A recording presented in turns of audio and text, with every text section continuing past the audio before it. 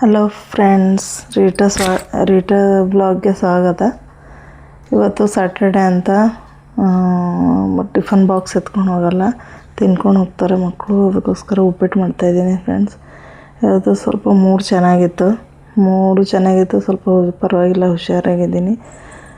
ಅದಕ್ಕೆ ಸ್ವಲ್ಪ ವಾಕಿಂಗ್ ಹೋಗಿ ಬಂದು ರಾತ್ರಿನೇ ಪಾತ್ರೆ ಎಲ್ಲ ತೊಳ್ಕೊಂಡು ಇಟ್ಕೊಂಡಿದ್ದೆ.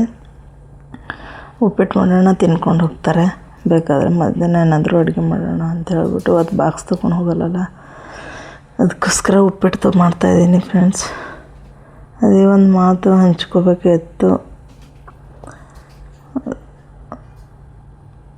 ನಿಮಗೂ ಹಿಂಗೇನಾ ಫ್ರೆಂಡ್ಸ್, ನನ್ನ ಜೊತೆನೇ ಈ ಥರ ಆಗುತ್ತಾ ಅಂತ ನನಗೆ ಅರ್ಥ ಆಗಲ್ಲ. ಅಂದರೆ ನಾನು ಮಾತಾಡೋದು ರಫು, ನನ್ನ ಒಳಗಡೆ ನಾನು ಏನೂ ಇಟ್ಕೊಳ್ಳಲ್ಲ ಫ್ರೆಂಡ್ಸ್. ಅದು ಎದುರಿನವ್ರಿಗೆ ಯಾಕೆ ಅರ್ಥ ಆಗೋಲ್ಲ ನನಗೆ ಗೊತ್ತಿಲ್ಲ. ಇವಾಗಿನ ಇದರಲ್ಲಿ ಹೇಗೆ ಅಂದರೆ, ಮುಂದೆ ನೈಸಾಗಿ ಮಾತಾಡ್ತಾರೆ, ಹಿಂದೆ ಮಾತಾಡ್ತಾರೆ. ನಮ್ಮ ಎದುರಿದ್ದಾಗ ನಮ್ಮಂತೆ ಮಾತಾಡ್ತಾರೆ, ಹಿಂದೆ ಇದ್ದಾಗ ಮತ್ತೇನೋ ನಮ್ಮದು ವಿರುದ್ಧನೇ ಮಾತಾಡ್ತಾರೆ. ನಮ್ಗೆ ಬೇಕಾಗಲ್ಲ ಅಂತ ಗೊತ್ತಾಗಿರುತ್ತಲ್ಲ, ನಮ್ಗೆ ಬೇಕಾಗದಿರೋರ ಹತ್ರ ಮಾತಾಡ್ತಾರೆ. ಆ ಥರ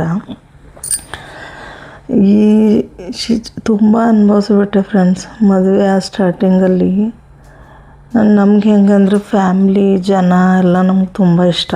ಜನ ಇರಬೇಕು, ಆ ಥರ ಇಷ್ಟ ಆದರೆ ಎಲ್ಲರೂ ಇರಬೇಕು. ಎಲ್ಲರೂ ಮನೆಗೆ ಬಂದಾಗ ಎಲ್ಲ ಅಡುಗೆ ಮಾಡೋದಂತೆ, ತಿನ್ನೋದು, ಹಂಗೆ ಹಿಂಗೆ ತುಂಬ ಕಷ್ಟಪಟ್ಟಿದ್ದೆ.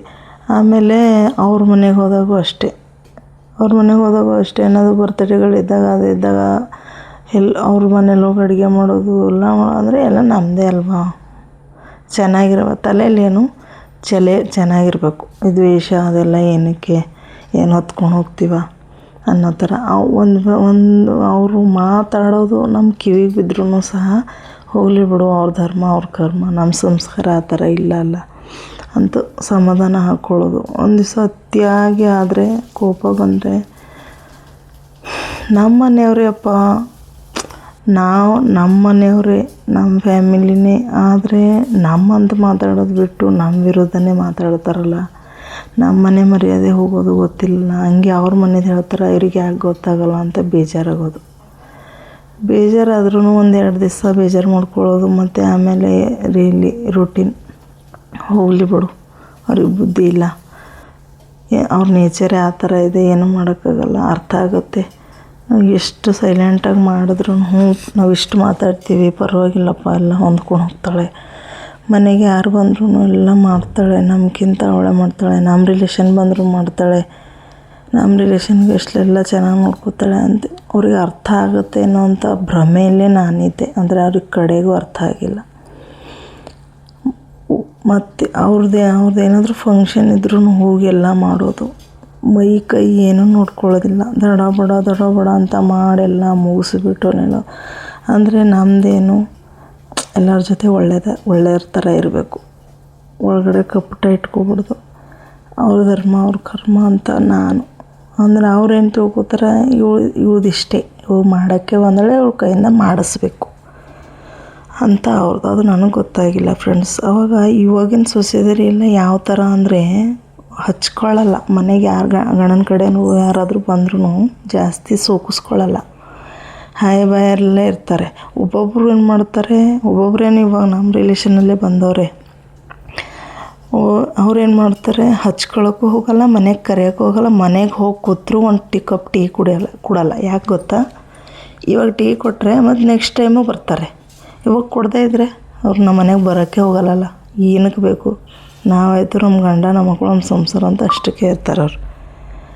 ಆದರೆ ನಮಗೆ ಆ ಥರ ಬುದ್ಧಿನೇ ಇರಲಿಲ್ಲ. ದಡ್ಡಿ ಅಂದರೆ ದಡ್ಡಿ. ಯಾರು ಬಂದರೂ ಮೈ ಎಲ್ಲ ನೋಯಿಸ್ಕೊಂಡು, ಊರಿಂದ ಜನಗಳು ಬಂದ್ರೂ ಅಷ್ಟೇ, ಏನು ಮಾಡೋದು, ಎಲ್ಲ ಬುದ್ಧಿ ಇರಲಿಲ್ಲ ಫ್ರೆಂಡ್ಸ್. ಎಷ್ಟು ಬುದ್ಧಿ ಇರಲಿಲ್ಲ, ದಡ್ಡಿ ಥರ. ಇವಾಗ ಎಲ್ರಿಗೂ ಮಾಡಿ ತುಂಬ ಬೇಜಾರಾಗಿ, ಏನೂ ಕಷ್ಟ ಹೇಳ್ಕೊಂಡ್ರು ಅವರು ಏನು ಮಾಡಿದ್ದಾರೆ ಗೊತ್ತಾ, ಇನ್ನೊಂದು ಕಡೆ ಹೋಗಿ ಹೇಳಿದ್ದಾರೆ. ಅದು ಇನ್ನೊಂದು ಕಡೆ ಹೋಗಿ ಹೇಳಿ ಕಾಮಿಡಿಯಾಗಿ ತಗೊಂಡಿದ್ದಾರೆ. ಏನಿಲ್ಲ ಫ್ರೆಂಡ್ಸ್, ಲೈಫಲ್ಲಿ ದುಡ್ಡಿರೋರಿಗೆ ಬೆಲೆ ಕೊಡ್ತಾರೆ, ನಮಗೆ ಬೆಲೆ ಕೊಡಲ್ಲ. ಅದಕ್ಕೆ ಯಾರೂ ಬೇಡ ಅನಿಸ್ಬಿಟ್ಟಿದೆ ಜೀವನದಲ್ಲಿ. ಯಾರೂ ಬೇಡ, ಯಾರು ಹಚ್ಕೊಳ್ಳೋ ಫ್ರೆಂಡ್ಶಿಪ್ ಮಾಡೋಕ್ಕೂ ಭಯ ಆಗ್ತಾಯಿದೆ.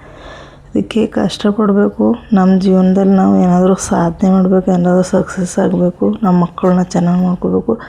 ಇವಾಗಂತೂ ನನಗೆ ಇಷ್ಟೇ ತಲೆಯಲ್ಲಿ, ನಾನು ನನ್ನ ಮಕ್ಕಳು ಚೆನ್ನಾಗಿರ್ಬೇಕು ಅಷ್ಟೇ. ಯಾರ ತಂಟೆಗೂ ತಕರಾರು ಬೇಡ, ಯಾರು ಒಳ್ಳೆಯವರು ಕೆಟ್ಟವರು ಬೇಡ, ಯಾರ ಜೊತೆ ಮಾತು ಬೇಡ, ಏನೂ ಬೇಡ. ನಮ್ಮ ಕೆಲಸ ಆಯಿತು, ನಮ್ಮ ಮಕ್ಕಳಾಯಿತು, ನಮ್ಮ ಸಂಸಾರ ಆಯಿತು, ನೋಡ್ಕೊಂಡಿರಬೇಕು ಅಂತ ನನಗೆ ತುಂಬ ಈ ಸತಿ ಅಂತೂ ತುಂಬ ಬೇಜಾರಾಗಿ ಹೋಗಿದೆ. ಊರಿಗೆ ಹೋಗಿ ಬಂದಾಗಿಂದ ಮನಸ್ಸೇ ಸರಿ ಇಲ್ಲ ಫ್ರೆಂಡ್ಸ್. ಅದಕ್ಕೆ ನಿಮ್ಮ ಜೊತೆ ಹಂಚ್ಕೊಂಡೆ. ಯಾರೋ ಬೇರೆಯವ್ರ ಹತ್ರ ನಮ್ಮೂರಾಗಲ್ಲ. ನಮಸ್ಕಾರ ಫ್ರೆಂಡ್ಸ್.